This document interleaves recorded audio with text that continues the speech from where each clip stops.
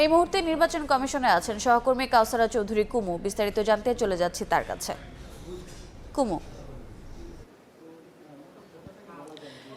ভোটের পথে যে হাঁটছে নির্বাচন কমিশন সেটি দেখলেই বোঝা যায় সকাল থেকে সন্ধ্যা পর্যন্ত, রাত পর্যন্তই তারা ভোটের পথেই হাঁটছে এবং একটা যে রমরমা পরিস্থিতি নির্বাচন কমিশনে, রাজনৈতিক দলগুলোর আগমন, নানা সংস্থা সকলেই আসলে নির্বাচনমুখী হয়েছে এবং নির্বাচন কমিশনেই আসছে। আমরা সকালে দেখেছি যে পাবলিক অ্যাডমিনিস্ট্রেশন সার্ভিস অ্যাসোসিয়েশনের যারা নেতৃবৃন্দ আছেন তারাও প্রধান নির্বাচন কমিশনের সাথে দেখা করেছেন।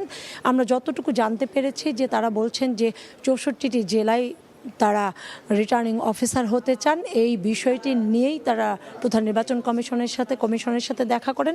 এরপরে আসে নির্বাচন কমিশনে আছে জামাতের 6 সদস্যের প্রতিনিধি দল।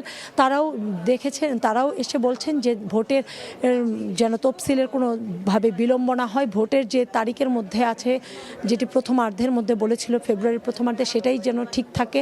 দেশের মানুষের মধ্যে যে একটা বিভ্রান্তের সৃষ্টি হচ্ছে যে ভোট পিছানো হতে পারে, এরকম শঙ্কা নিয়ে তারা মূলত প্রধান নির্বাচন কমিশনারের সাথে বৈঠক করেন। 11:30টার সময় আসেন এবং কমিশনের পক্ষ থেকে নিশ্চিত করা হয়েছে যে কোনো পরিস্থিতিতেই ভোটের সময় পেছানোর আর সুযোগ নেই।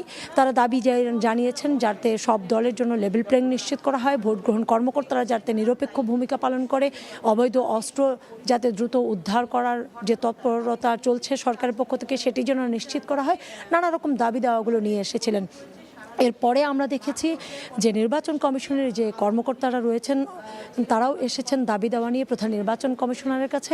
তাদের দাবি যে কমিশনের পক্ষ থেকে তারা শুরু থেকেই বলে আসছিল, বিগত বছরগুলোতেও বলে এসেছে যে নির্বাচন কমিশনের কিছু কর্মকর্তাকে রিটার্নিং অফিসার বানানোর যে তাদের যে একটা দাবি ছিল, সেই দাবি নিয়ে আবারও আজকে কমিশনের দ্বারস্থ হয়েছেন তারা এবং তাদের যে নানা রকম অসুবিধা নির্বাচনের আগে সে বিষয়গুলো নিয়ে, অর্থাৎ নির্বাচনকে কেন্দ্র করেই যা ঘটছে এই মুহূর্তে সবাই কমিশনের কাছেই আসলে দাবি দাওয়াগুলো নিয়ে আসছে এবং কমিশন তাদের অবস্থান নিয়ে যেন নিরপেক্ষ ভূমিকা পালন করে সেটি সবার দায়িত্ব।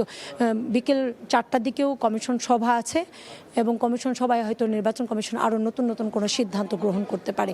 এই ছিল এখন পর্যন্ত নির্বাচন কমিশনের সবশেষ তথ্য আমার কাছে।